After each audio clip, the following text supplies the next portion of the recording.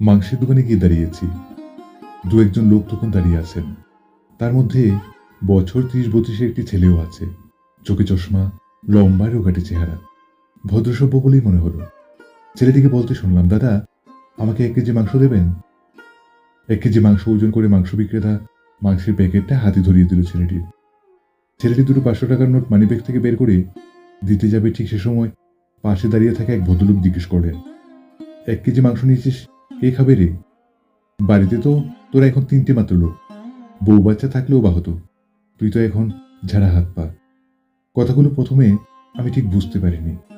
এমন কথা শুনে ছেলেটির চোখ মুখের অবস্থাটাই কেমন বদলে গেল। লজ্জায় যেন কুঁকড়ে যাচ্ছিল ছেলেটি। ঠিক কি বলা উচিত সেটাও ঠিক মতো করে বুঝে উঠতে পারছিল না। ছেলেটি তখন নরম সুরে বলল, বউ বাচ্চা না থাকলে কি বেশি মাংস নেওয়া যায় না? ভদ্রলোক বললেন, কেন নেওয়া যায় না? ৩টে লোক তো, তাই বললাম। ছেলেটি আর উত্তর না দিয়েই বাইক স্টার্ট করে বেরিয়ে গেল। মনে হলো যেন পালাতে পারলেই বাঁচে। মনে মনে আমি ভাবছিলাম, ছেলেটি বিয়ে করেনি বলেই এই ধরনের খোঁচাটা দিল। খারাপ লাগছিল এমন অপ্রস্তুতি ফেলার জন্যে। সে যাই হোক, মাংস বিক্রেতাকে বললাম, দাদা, আমাকেও ১ কেজি দেবেন। আমি দাঁড়িয়ে আছি। ছেলেটি চলে যাবার পর এদিকে ওই খোঁচা দেওয়া ভদ্রলোক মাংস বিক্রেতাকে বলল, একটু আগে যে মাংস নিয়ে গেল, ছেলেটিকে চেনো? হ্যাঁ, চিনি তো। আমার দোকানে আগে প্রায়ই আসতো। এবার অনেকদিন পর দেখলাম। ভদ্রলোক এবার রসিয়ে রসিয়ে বলতে লাগলো, আসবি কি করে? মালটার ডিভোর্স হয়ে যাবে, কেস চলছে। সেই মেয়ে তো ৫০ লাখ দাবি করেছে। মাংস বিক্রেতা কপালে চোখ তুলে বলল, ৫০ লাখ? হ্যাঁ, ঠিকই করেছে। ওদের থেকে নেয়াই ভালো। আছে তো অনেক। আমাদের ক্লাবের ছাদটা ঢালাই করার জন্য একসময় ২০,০০০ চেয়েছিলাম ওর বাবার কাছে। ২,০০০ ধরিয়ে দিল। বলল দিতে পারবো না। আমরা নেইনি। বলল যা পারো করে নিও। আর এটাই সুযোগ। মেয়েটা বদমাস জানি, মিথ্যে কেস সাজিয়ে ফাঁসিয়েছে। আমরাও মেয়েটাকে বলেছি, তোমার পাশে আমরা আছি, হেল্প লাগলে বলো। তবে হ্যাঁ, সামান্য পার্সেন্টেজ আমাদের ক্লাবকে দিলেই হবে। পরে ক্লাবে এসেছিল ছেলেটির বাবা। আমরাও বলে দিয়েছি, তোমাদের ঝামেলা তোমরা মেটাও।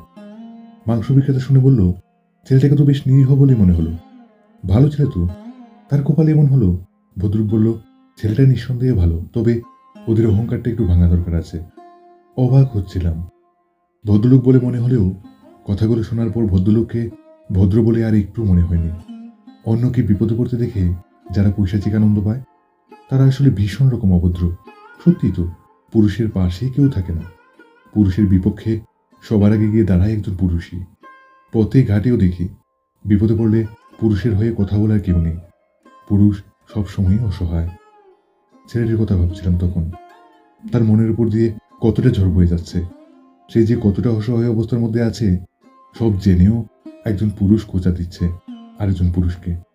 আর এদিকে আমরা পুরুষ দিবস করে নেচে যাচ্ছি। একজন পুরুষের পাশে একজন পুরুষই যখন দাঁড়ায় না, তার অসহায় অবস্থা নিয়ে যখন মজা করে, পৈশাচিক আনন্দ নেয়, তখন আর কিসের পুরুষ দিবস? সত্যি, পৃথিবীতে কি না হতে পারে। মিথ্যেকে সত্যি বলে চালিয়ে দেওয়া যেতে পারে, মানুষকে ঠকানো যেতে পারে। আচ্ছা, যারা এগুলো করে তারা কি ভালো থাকে? কত নিরপরাধ নিরীহ ছেলেই থাকে যারা মিথ্যে মামলায় ফেঁসে আছে, সাজা পায়। চোখের সামনে থেকে এও দেখছি, মরণ বিধিতে আক্রান্ত রুগ্ন বাবা মাও মিথ্যে মামলার আসামি, জেলও খাটছে। কি জানি কি নিয়ম বিধাতা। তবে এই সমাজে নারী নির্যাতনের সাথে পুরুষও নির্যাতিত হয়, শোষিত লাঞ্ছিত হয়। পুরুষের কোনো 498 নেই। তার যন্ত্রণা বোঝার কোনো আদালত নেই। টাকা পয়সা সম্পত্তি সর্বস্ব হারিয়ে ফেলে মুক্তি খুঁজতে হয়। হায় রে পুরুষ, হায় রে পুরুষ দিবস। আজ আন্তর্জাতিক পুরুষ দিবস। এমন দিনে কি আর চাইতে পারি? তবে মনে প্রাণে ভীষণভাবে চাই, নারীদের মতো পুরুষদেরও যেন আইন হোক।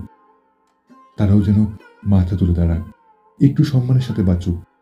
মিথ্যে মামলায় কত পুরুষ যে সাজা পেয়ে বসে আছে তার ঠিক নেই। চাইবো তারাও মুক্তি পাক।